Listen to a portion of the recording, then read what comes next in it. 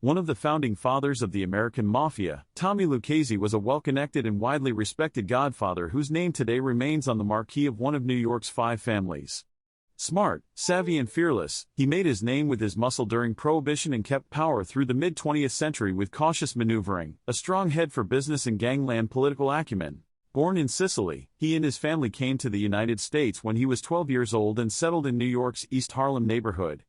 As a teenager he worked in a factory until an industrial accident cut off part of his right hand, leading to his eventually earning the underworld nickname Three-Finger Tommy Brown, a reference to his handicap and Hall of Fame pitcher Mordecai Three-Finger Brown, one of the more popular pro athletes of that era.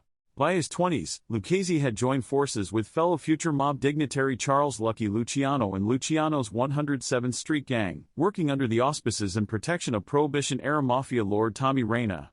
Lucchese's early front business was a window washing company.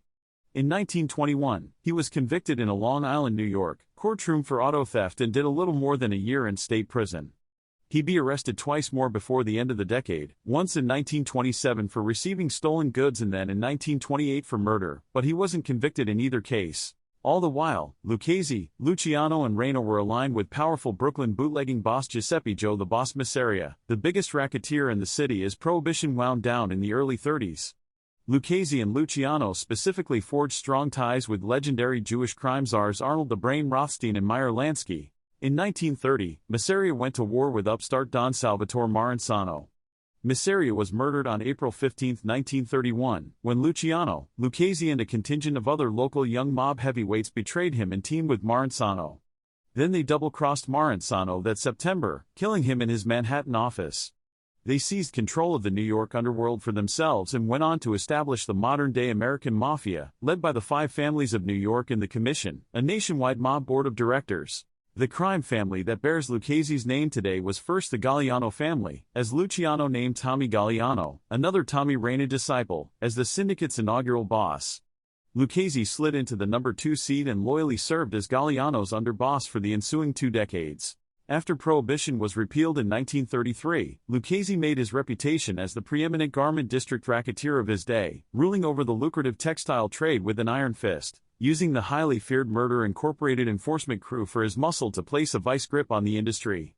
When Galliano died of natural causes in 1951, Lucchese took his place as boss, and the crime family assumed his name.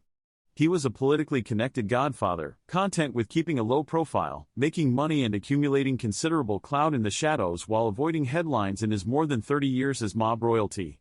Wisely, one of the first things Lucchese did as newly tapped on was to build a relationship with Carlo Gambino, then underboss of the Anastasia crime family that would soon sport his name on the proverbial letterhead.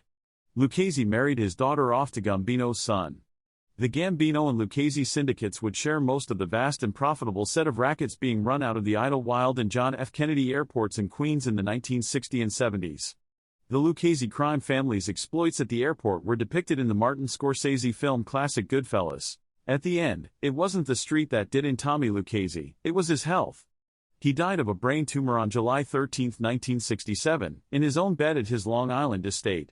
The Lucchese crime family continues to operate today in New York City, with involvement in traditional rackets such as illegal gambling, labor racketeering and extortion.